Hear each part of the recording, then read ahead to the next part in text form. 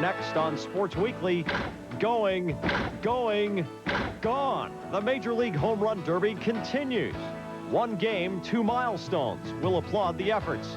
We'll go camping with Buddy in Arizona and Barry in Dallas and say goodbye to a couple of old friends. The rest of the world calls this sport football. Can we learn to love it here? Half Cup will travel. Could a phone call have prevented all this? All I had to do was pick up the phone and call me, and the check would have been cut and I would have hand-delivered it. From Ma Bell to Albert Bell, we'll take a swing at the hot topic of baseball's cheaters.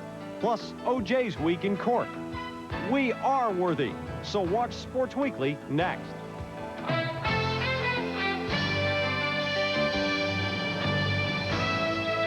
Sports Weekly is presented by Delta Airlines. Good morning, I'm Dick Schaap, and welcome to Sunday Sports Day, July 24th, 1994. 2.5 hours of news, views, reviews, and previews, highlights and sidelights, cheers and jeers. Who says baseball isn't innovative, isn't exciting? At a time when the basketball and hockey seasons seem to go on forever, the baseball season could end any day. How's that for drama? Jack Edwards is ready to take us through our opening hour, Sports Weekly. And Jack, Chris Fowler's going on vacation. I'm getting ready to go on vacation. Do you think the baseball players and owners are going to join us? Well, they just might, but since I'm also about to go on vacation, at least we've got three. Maybe if we find a half dozen more, we can field aside. Well, I'm going to go to Great Britain, and at least I can get a fix on cricket. I'll be on the lawn every day. All right, well, I'm going to Vermont, so maybe I'll catch some minor league ball in New England. That sounds good. Well, let's talk baseball to get things going here. Maybe it's just a sign from above that Seattle needs a stadium with a roof which opens. Pieces of the Kingdome's ceiling began falling into empty grandstands on Tuesday, causing the Mariners to postpone 2 games, then hastily switch a weekend series to Boston. The M's may not play in Seattle again until September because all 40,000 tiles will be pulled down.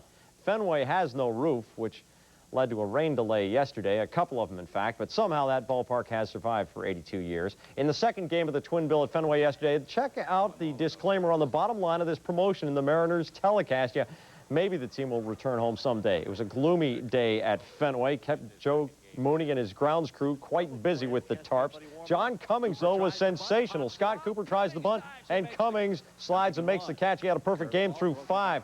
Then Scott Fletcher to Alex Rodriguez. The rookie boots one. Damon Berryhill scores. The Red Sox get 3 and lead 3-1. But the M's tie it in the 8th and in the top of the 11th. That isn't a strike, but that ball is out of the ballpark. Junior Griffey hits number 36 on the season. Oh, we're not worthy, say the young fans who got in for $10 for a Twin Bill and stayed until the bitter end. It is a split. The M's winning 6-3 in the nightcap. Starter John Cummings did get the first 15 men he faced. In the first game, Otis Nixon had 4 hits, and Joe Hesketh gave Boston only its 11th win by a starter in the last 51 games. Griffey hasn't been able to match even last year's pace in the month of July, not to mention an all-time pace. Another factor hurting Junior's power project, the fact that the M's may spend the entire month of August on the road. It was a night for milestones at the Big A. Chili Davis facing Joe Osanio in the 8th, and Davis goes deep to right field, and that is career run batted in number 1,000. It was still 7-2 Yankees, though. Donnie Baseball comes up facing Russ Springer. That is a clean single to center, and that is career base hit number 2,000 for Don Mattingly. The crowd appreciates him. His team appreciates him. Baseball should appreciate this guy a lot more. The Yankees win 7-2. The Yanks are 9-1 on their West Coast trip with 1 game to go. It is already their most successful Western swing ever. Yankees Vice President of Community Relations Richard Kraft has resigned due to an aggravation of his heart condition. Kraft denies referring to black youths as, quote, monkeys, unquote, a statement attributed to him in a magazine article. As for Mattingly's place in history, the Yankees' 2000 hit club has Gehrig, Ruth, Mantle, DiMaggio, Berra, some of the greatest World Series heroes of all time, and Mattingly, who has played in more Major League games without appearing in the postseason than any active player.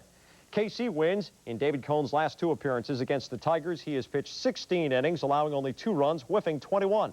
Pedro Munoz put the Twins ahead to stay with a 2-run homer. 5-1 the final. The Twins have won 2 in a row for the first time in nearly 6 weeks. Matt Williams brought his Thunder to New York this weekend, and torrential rains have plagued this series with the Mets. But what Williams did after the game was more impressive than what either he or Mother Nature did during it. At Soggy Shea Stadium, it is Matt Williams with a man on, and that ball is going to show up on some radar screens at LaGuardia. The Giants have a 2-0 lead. Well, Williams starts it and Barry Bonds finishes it. Oh, mercy. That ball's got to have a big bruise on it. The Giants go on to win 4-2. Williams had hit a foul liner during batting practice, which conked a 6-year-old girl on the head during the 3.5-hour rain delay, believed to be a major league record. Her father told Williams that the little girl would be okay. Williams gave him his home run ball as a gift to the girl. There are literally teams which have not hit as many home runs as Barry Bonds and Matt Williams have in the month of July. The Giants' powerful pair has hit 17, which is more than the Marlins, Pirates, Padres, Dodgers, and Phillies. Dodgers and the Expos at the Big O. Crossing swords, the pitchers, Jeff Fassero and Tom Candiotti. A couple of contrasting styles. Fassero, the power pitching lefty. Delano to Shields off the fist. Marquise Grissom snatches it off the carpet. Take another look. That's not a trap. That is a nice catch. Fassero goes right after Tim Wallach, and how do you hit stuff like that just drops away on the outside corner? And then Eric Karros gets it on the inside. Tom Candiotti, on the other hand, you know what he's got. It's the knuckler. Mike Lansing fans. And Grissom goes down. Fassero aggravates a shoulder strain. Actually, it is a strained muscle under the right rib cage in the 7th inning. Bottom of the 7th, 1-0 Expos. Lenny Webster on second base, and Grissom with a clean single to left. Corey Snyder boots it. That allows Webster to score without a challenge. Yes, the Expos have their eyes on the prize. They win 2-0. The Expos win their 5th in a row to stay atop the National East. The Dodgers lose their 5th in a row, and as they drop under 500 for the first time since early May, no Western team in either league has won as many as it has lost. The Braves win keeps them 1.5 games behind Montreal in the National East. St. Louis didn't go down without a fight. Manager Joe Torre used 7 pitchers and all 14 position players on his active roster. The Padres pound the Phillies 7-1. Bill Kruger not only gets the win, he collected his first 2 major league hits, a 3rd-inning double and a 7th-inning single. Still to come on Sports Weekly, Cleveland uncorked. The American League saws off a segment of Albert Bell's time after sawing through a suspicious-looking bat. We'll look at the colorful history of bending the rules in baseball. And coming up next, we go back to the ballparks. The power display just keeps pumping them out in Cleveland. The Tribe triumphs again. Sports Weekly is presented by Delta Airlines. You'll love the way we fly. Yes, tonight at 8 Eastern Time, the Sunday Nighter brings you the Braves and Cards concluding their unusual 6-game series. The pitchers, McGriff and Ozzie, will face Bob Tewksbury and Tom Glavine, a top-notch matchup at 8 Eastern.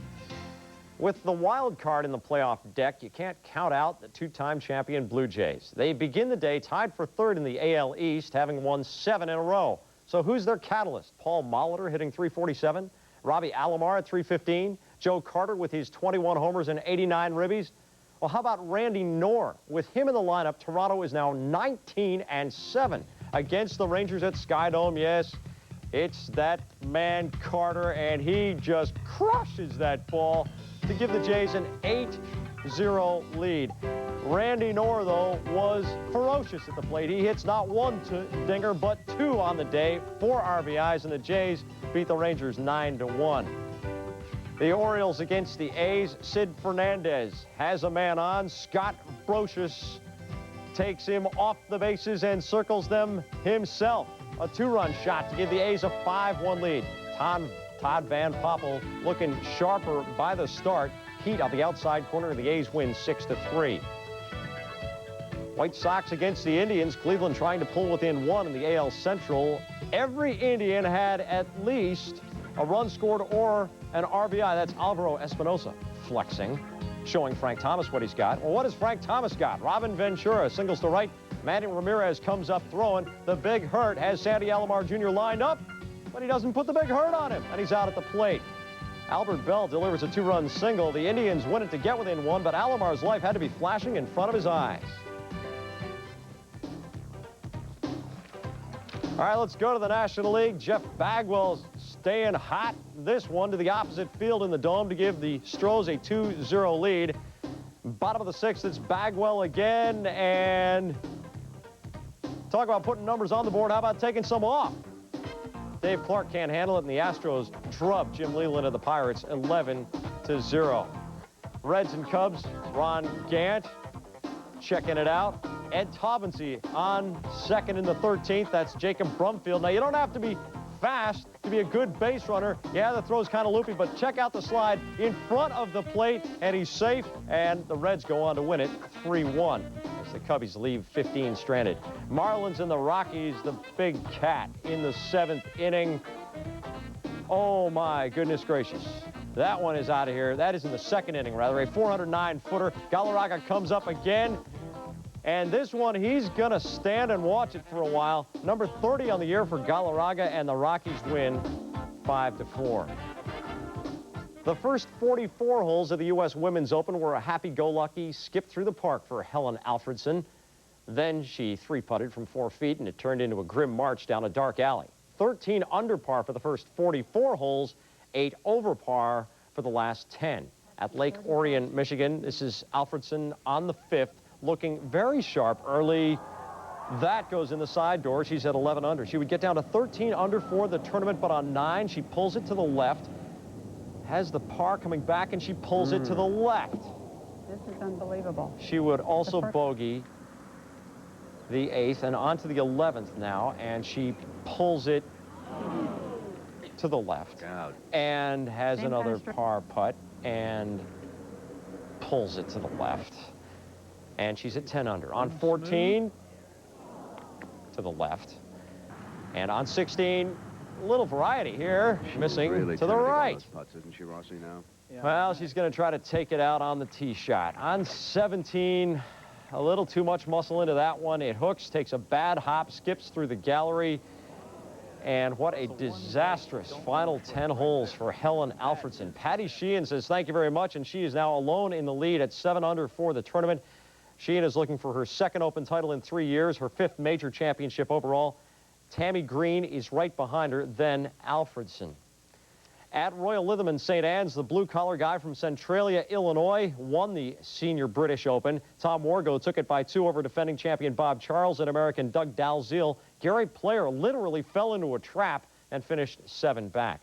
On the domestic senior circuit, Dick Hendrickson aced the 6th hole in Belton, Missouri. Tommy Aaron had a hole-in-one on the 14th. But neither's on the leaderboard. They're each 5 back of Jim Colbert, who shot a 63 yesterday. Final round action on ESPN later this afternoon at 5 Eastern Time.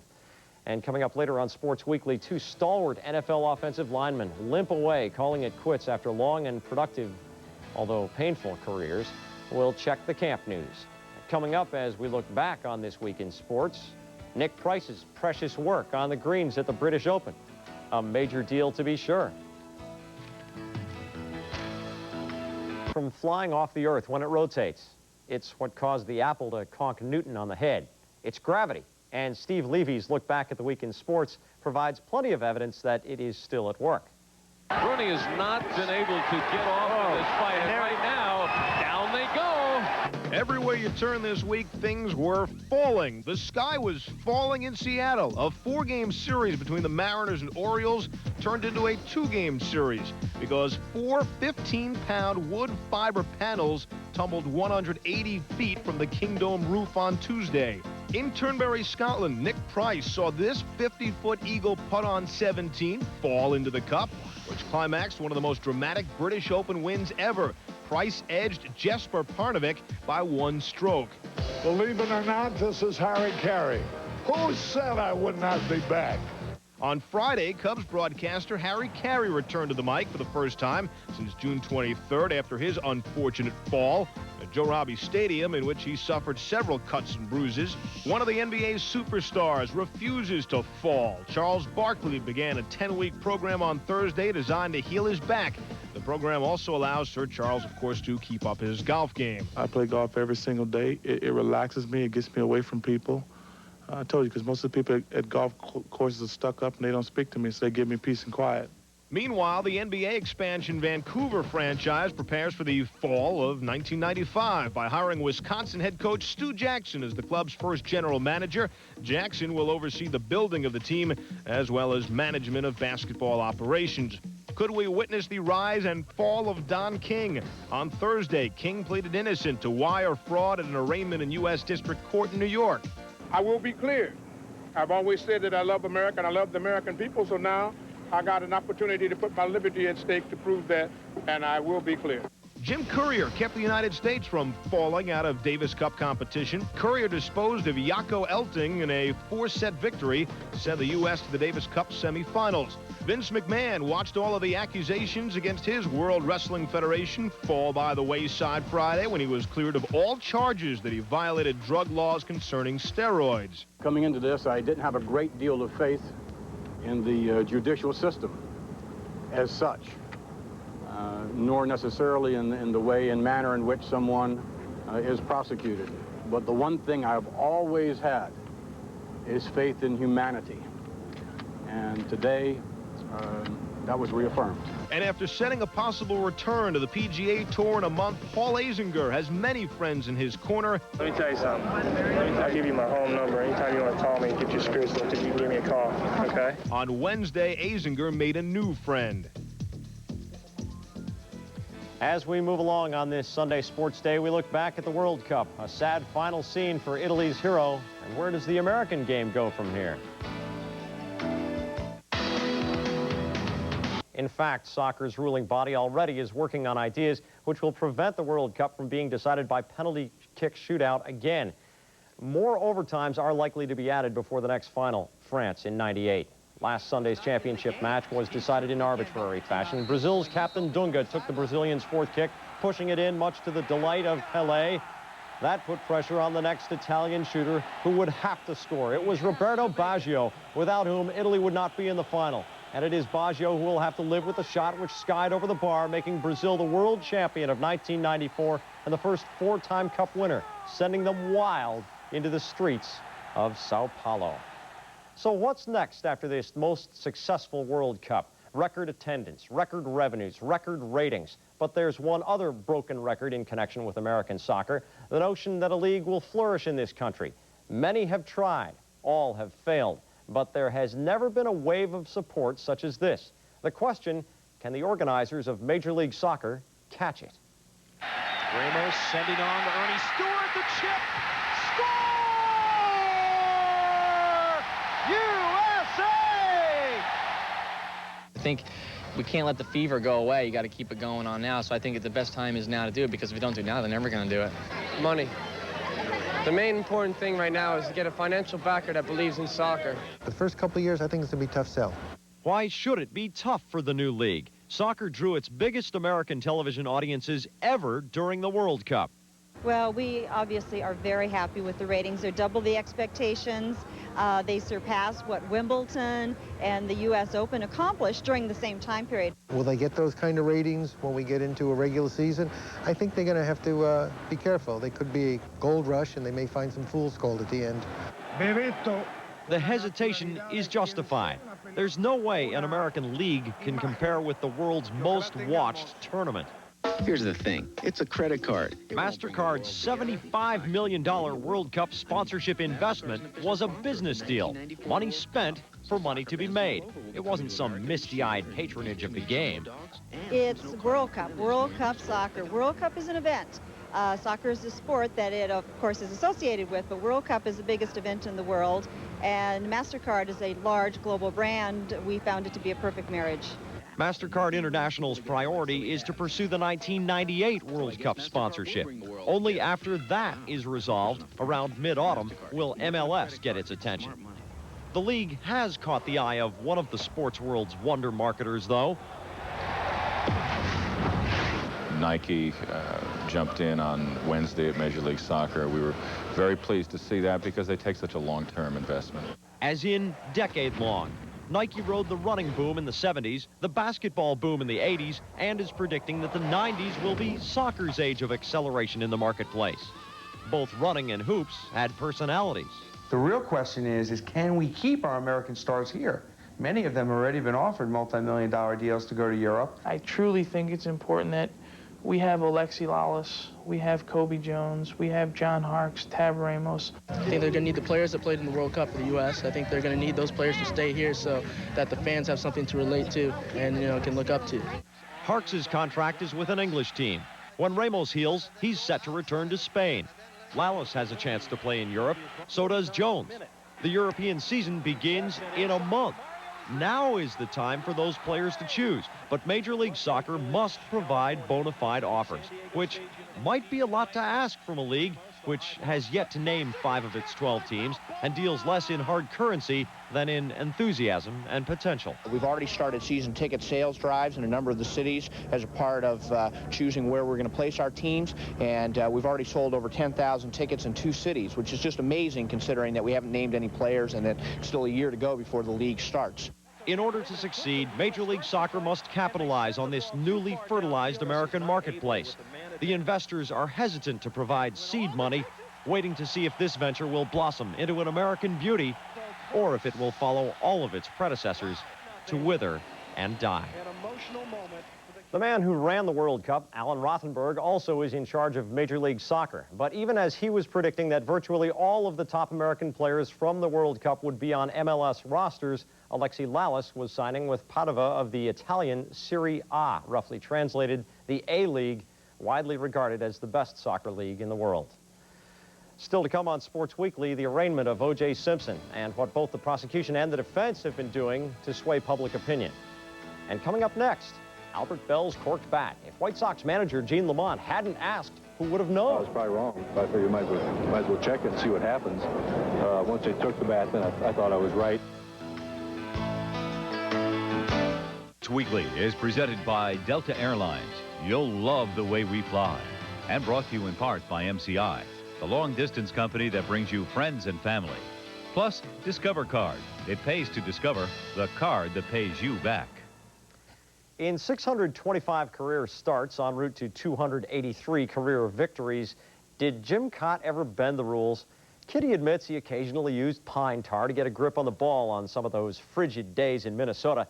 But when asked if he was using a foreign substance, he said, "Heck no, it's made in Carolina."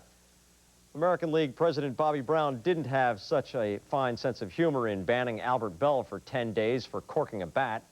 Bob Lee looks at a tradition as old as the grand old game itself. Doesn't everybody do it? Bend the rules to get that edge? In just about any major league clubhouse is somebody, usually a civilian, who, on request, will cork a bat. The use of cork bats is a lot less now than it was 15 years ago. I think in the 70s it was much more prevalent. I mean, between the Super Bowls and the cork and all the different things they did, the tacks that they tried. Reggie Jackson once had a tack bat in the year that he had 47 home runs that he got caught with in Boston. Nothing happened to him. There's a couple ways they could do it. Drilling straight down through the barrel, 6 to 8 inches into the bat, emptying it out, putting in cork, super balls, whatever they want, and closing it back up. We did a study as far back as '82 on this, and it really proved the ball does not go any further. From Burley Grimes' last legal spitball 60 years ago to the mischievous gyrations of Gaylord Perry, Albert Bell's pending suspension is not surprising, just the latest peek at baseball's rogue underside. This has been going on for 100 years. It's been going on before I played and after I played, obviously. And, you know, it's kind of a gentleman's agreement, more, at least I thought it was, unless the guy's really blatant with it, then nothing's really done about it. Until someone gets caught. A 10-game suspension is a pretty stiff penalty compared to running out and throwing punches or going out and biting people. The sound of ash and horsehide is distinctive, and the White Sox thought it sounded off-key from Bell's booming bat. I thought I was probably wrong. I figured you might as well check it and see what happens. Once they took the bat, then I thought I was right. The next night, the Indians had umpires check the glove of ex-Cleveland pitcher Dennis Cook. He was clean. No recent baseball crime was uncovered with more embarrassment than Billy Hatcher's cork bat breaking open 7 years ago. Hatcher was suspended. His skipper held an air fine. Hatcher's explanation? I'm telling you right straight up now that, you know, I had no idea that the bat was corked. They mess around with the bats, you know, doing it to hitting the dome. You know, they have their little game plan for beer and stuff. But it was just one of those situations. You know, if I'd have known it was corked or whatever, I would have never went up there to use it because, you know, I like to, you know, chop the ball down in the turf anyway. That was 3 weeks after Kevin Gross was caught with sandpaper in his glove. His explanation. Well, it was just something I was fooling with just that week, and it was just in my glove at the time when I was pitching. Did you scuff any balls? No, I did not scuff any balls last night. And that was 1 week after Joe Niekro tried to discard his tools for changing aerodynamics. Umpire Steve Palermo's double take was worthy of Johnny Carson. Gaylord Perry was never caught. After he retired, he admitted lubricating the baseball, but the mere suggestion was a tool for him while he pitched. You want him to think of a certain pitch, and, you know, it's like a Nolan Ryan. They look for the fastball, he throws a curveball, they're not going to hit it. So I need all the help I can get. So if I can get him to think about something else, that's what I'm going to do. Doug DeCinces hitting for the Angels in the 86 LCS brought a challenge on his bat.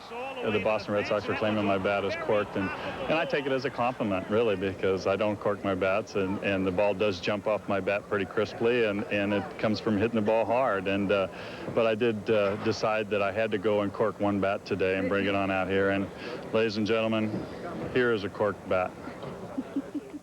Those who scuff and those who cork are accepted quietly, and those who don't take the suggestion or the suspicion as the ultimate compliment. Just a few feet away from it being 3-0.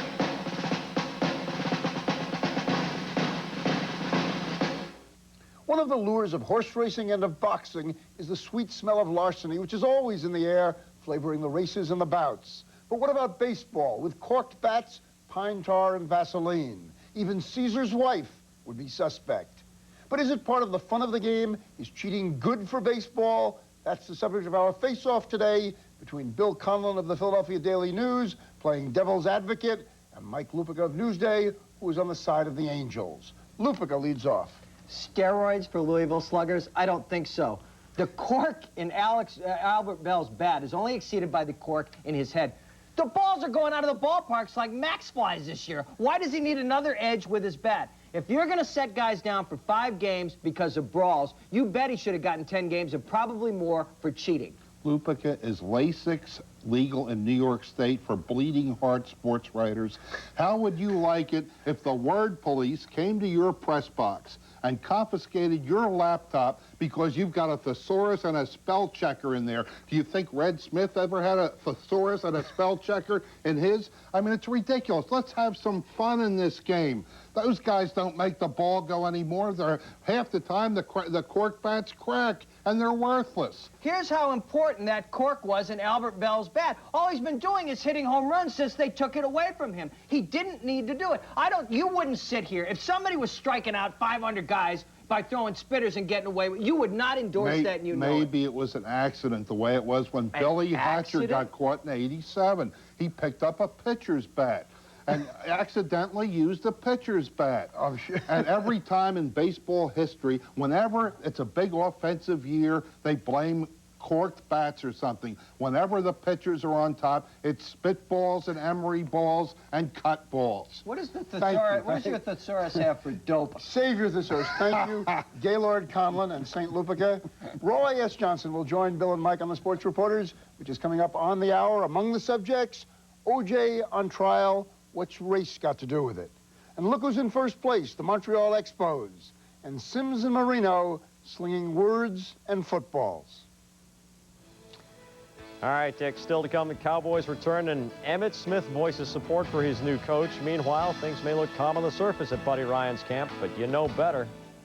Hi, I'm Erica Steelinger. Chris Columbia. Rob Edwards with MCI. We're all here today, along with other MCI employees, to bring you the biggest announcement in our history. This is a wonderful announcement for our present friends and family customers. With one simple phone call, you can double your savings by joining Friends and Family, too. That's a 40% savings on every call to every MCI customer you choose. If you're a current Friends and Family customer, give us a call and start saving 40% today. Friends and Family, too. The next generation of savings from MCI. With all the junk that comes in the mail these days, it's important not to overlook something really special. your pre-approved Discover Card application. Just sign it and return it. There's no annual fee, and it's the only way to get the Smart Rate program, which lets you lower your own interest rate. So you can buy something you've always wanted. Watch your mail. It pays to Discover, the card that pays you back. I'm an inventor of one of the world's strongest fibers, Kevlar. I started the work in 1964. It proved to be a time of great joy, of frustration. We called it Fiber B. Kevlar is 5 times as strong as steel. It's used in ski, racing, in helmets, golf, tennis rackets, bullet-resistant vests. I'm still working for DuPont. Every day is a new learning experience. Peerless Faucet didn't come up with the idea for a spout long.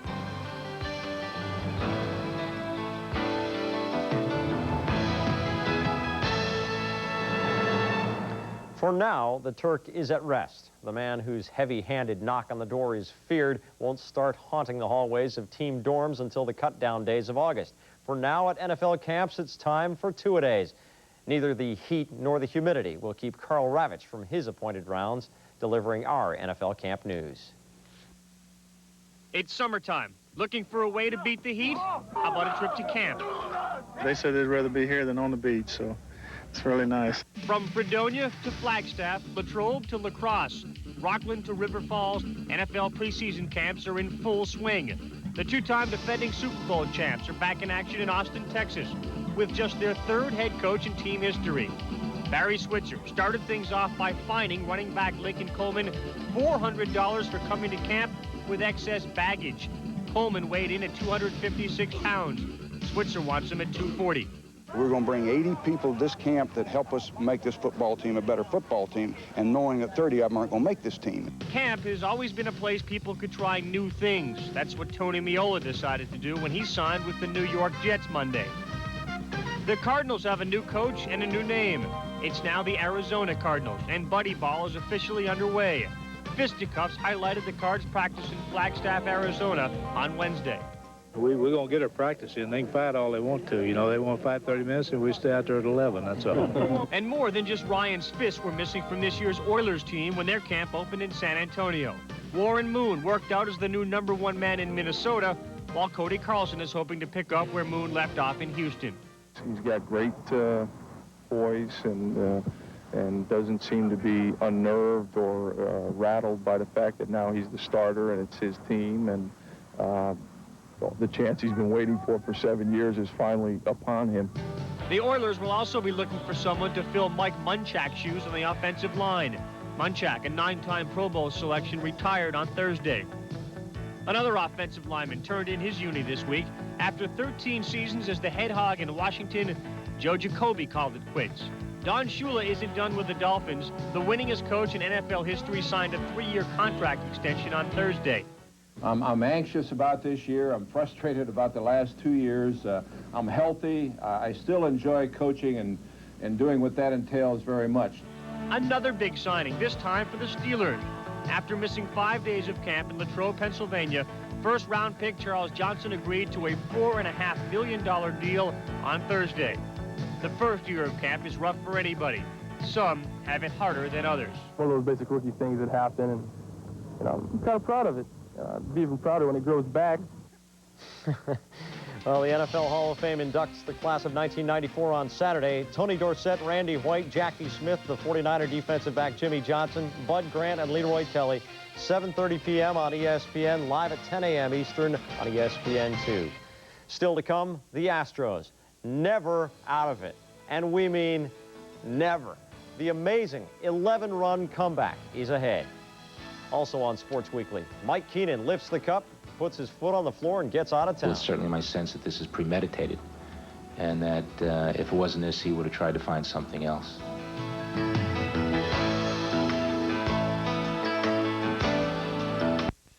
Do you?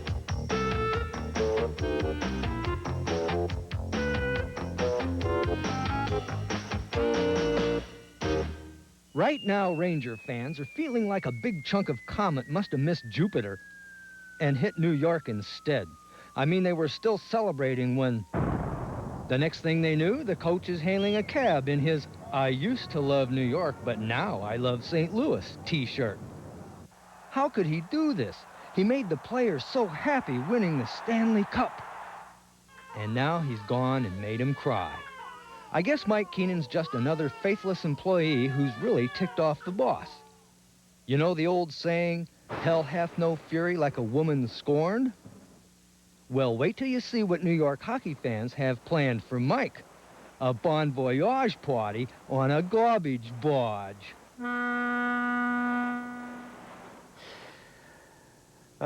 Keenan helped win the cup, wanted more power, and found enough of an excuse to bolt. The bitterness between the Rangers and the man behind their bench was summed up by Madison Square Garden president Bob Gutkowski saying, quote, "I think in all truth, Mike Keenan would always want to be coach and general manager of any team. Coach and general manager, and president, and vice president, and especially treasurer," unquote.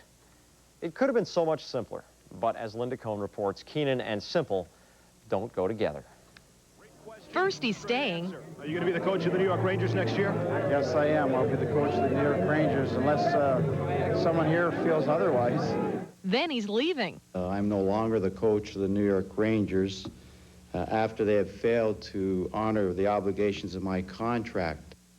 After briefly visiting Detroit last Saturday, you can meet Mike Keenan in St. Louis. St. Louis Blues have offered me an opportunity that I think is very, very important to myself, and I think I'm at a stage of my career where I can, in return, give them something that would be very important to them.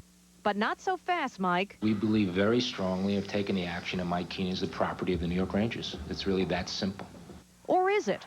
Keenan claims that a late bonus check from the Rangers was a breach of his contract, which allows him to talk to other clubs. The Rangers responded by filing suit in U.S. District Court in New York. Both sides have submitted written reports with Commissioner Gary Bettman. Basically asked for three things. One was to declare the existing agreement between ourselves and Mike Keenan as valid and binding. As a consequence of that, to declare the agreement between St. Louis and Mike Keenan as invalid. And lastly, to commence a formal investigation into tampering charges with respect to both Detroit and St. Louis. The Rangers believe Keenan and his agent were simply looking for a way out of his contract. The reason? The pair did not attempt to notify the club that a potential problem existed. I know very deeply that if there was any concern on Mr.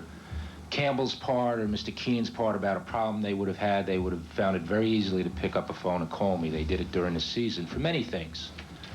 As I said, Barbra Streisand tickets were one of them. But when it comes down to a large check, for some reason, their fingers couldn't do the dialing, and I found that to be quite interesting, and I think that's very telling. Keenan's decision to leave the Stanley Cup champions was due at least in part to his power struggle with general manager Neil Smith. With the Blues, Keenan would assume total control of the on-ice operation, something he never had, even in Chicago, where he was coach and general manager. You know, all these questions with Mike Keenan were addressed a year ago. You sure you want this job? Do you think you can work with Neil? Can Mike Keenan just be a coach and deal with the general manager? All those things were affirmative. Keenan coached the Rangers to their first Stanley Cup in 54 years. He still, though, has 4 years remaining on his Rangers contract. The ultimate result for New York could be compensation by St. Louis and maybe Detroit as well. You have to see what Mr. Bettman has to say in this situation, and we wait for his decision on what our rights are, and then we make a decision from there. I think to do anything other than that would be putting the cart before the horse. I think it's in his hands. The principals who have been meeting to talk about compensation in the dispute will meet with Commissioner Gary Bettman in New York tomorrow at 10 a.m. to settle the issue. More now from Dick Schaap and Mike Lupica. Mike. What? I mean Keenan, not Lupica. Sorry. Mike, you wouldn't go to St. Louis, would you? That city's not big enough for you and Costas both. Is it big enough for Keenan? And is New York going to be happy without him here? And who's going to take his place? Answer the questions any order you want. Mike Keenan will not be happy anywhere. Certainly not in St. Louis, even though Costas does think it's the Paris of the United States of America. You know, he is Billy Martin, except he's got his, his fist around an Evian bottle. But that sort of dynamic that Billy always brought to managing the Yankees and everybody else, you could see that playing out with Keenan. Billy won once, And then after that, people thought he'd win a lot. It never quite shook out that way. There will be a honeymoon period with the Blues, Dick, and then he'll make everybody around him miserable, because that's his track record. With him gone, who will the Rangers get to take his place? You know what? There's been a lot of sentiment for Colin Campbell, who has been Keenan's assistant, who would be a terrific choice. I will throw a Boston name out of left field. New York did so good getting Wade Boggs. You know, I'll give you another one. Mike Milbury, who I think is a terrific hockey guy, and I think he'd be terrific with the Rangers, but I don't think they'll hire him. And failing that, if they really want to win again, I'd hire Jimmy Johnson. He's available. Thanks a lot, Michael. Back to you, Jack. Of course, that fan's going to want his boot back from Milbury. When we come back, the Houston Astros down 11. They had the Cards just where they wanted them. One of the all-time turnarounds in a minute.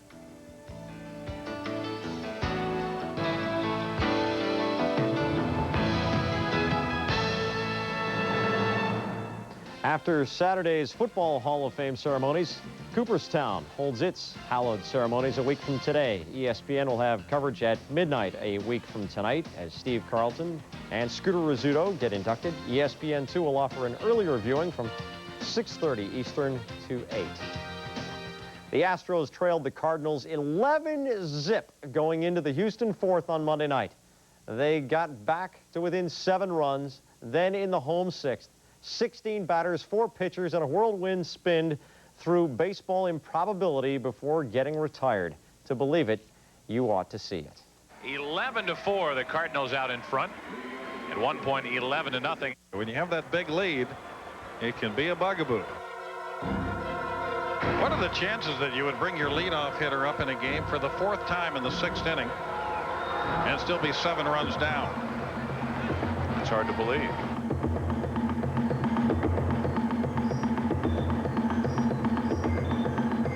That'll likely be all for Watson with Bagwell coming up.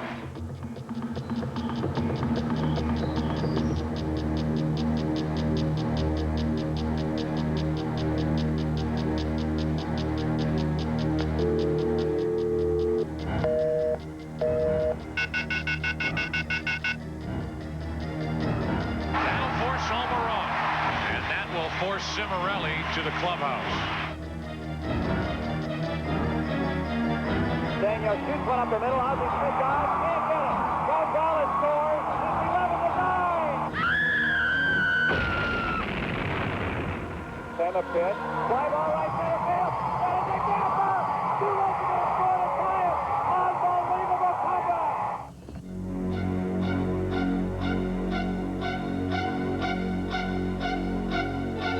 Pass it ball.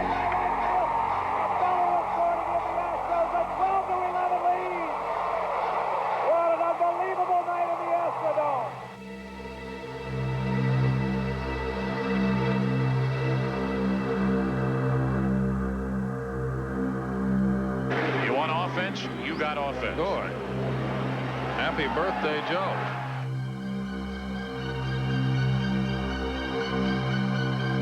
And it's 15-11 Houston. 16th batter of the inning here.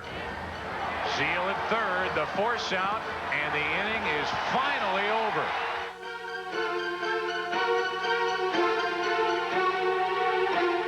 Here's the damage report from that 6th inning. Cardinals pitcher Brian Eversgerd gave up 4 runs without retiring a single batter. 16 men went to the plate. Kevin Bass came up as a pinch hitter and ended up batting twice, singling and doubling, driving in 2 runs. There's more to come. We look back at the developments of the week in and out of the courtroom in the double murder case involving O.J. Simpson. In a Los Angeles courtroom on Friday, Judge Cecil Mills presided over the arraignment of 47-year-old Orenthal James Simpson. You understand the charges against you, sir? Yes, Your Honor. You had an opportunity to discuss those charges with your attorneys? Yes, Your Honor. And are you ready to enter a plea at this time? Yes, Your Honor. How do you plead to counts 1 and 2? Absolutely 100% not guilty. And do you deny each of the special allegations and the special circumstance that is alleged? Yes.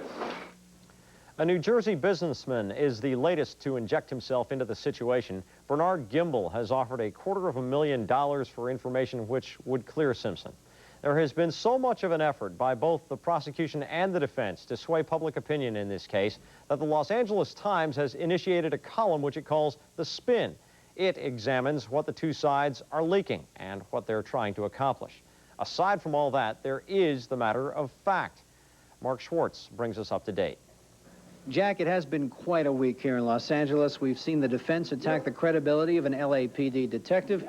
We've seen a high-powered African-American attorney added to the defense team, and we now know who's going to try this case. Lance Ito, a judge who Don Wager, about a week ago, was quoted saying he wanted no part of it. That's exactly what he said. In fact, he also said one must be crazy to get on this case. But then he said, Mark, if one does get on the case, if a judge gets a big case like this, it's best if he keeps his mouth shut most of the time. Lance Ito, our assistant presiding judge, has got this case now. Is it possible that he was pressured into taking the case? Yes, it is. It's also possible he really wanted this case and did not want to appear greedy, and so he made it appear as if he did not want the case. Another man who publicly did not want any part of it was Johnny Cochran, and now he appears to be prominent and a co-counsel with Robert Shapiro. What went on there, do you think? I think he really wanted to be on this case and to help his friend O.J. Simpson. But I think he wanted to take a very careful look at everything that was going on in this case and then make the decision to be on it, and he's done so. He's not only a lawyer in this community, he's a very important person in civic and charitable matters. He's won awards for these kind of activities. He's a mover and shaker in the city of Los Angeles. Now, this case will be tried downtown. Chances are there will be at least one African-American on the jury panel.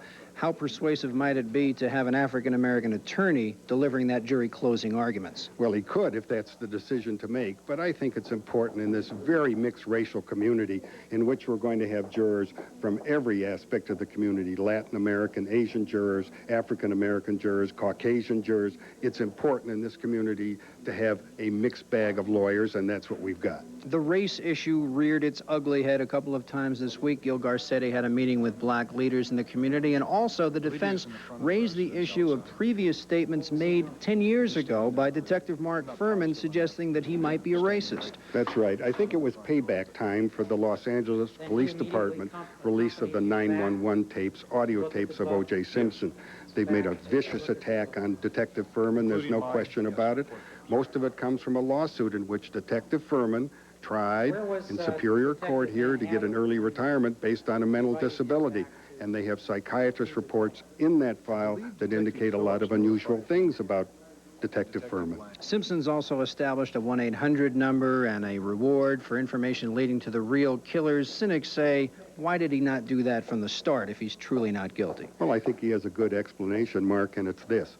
He's saying, I'm innocent of these charges. I've been bothered and disturbed and trying to prepare for the fact that the government's trying to kill me for something I didn't do in this death penalty case. And what he's saying is, now that I've gotten around to it, now that I have the time, I'm offering the reward. Please help me get the person who actually did this. As for whether the prosecution will seek the death penalty, we'll know within 30 days. That's it from here. Jack, back to you. The next court proceeding will be tomorrow. Coming up next, the sports reporters in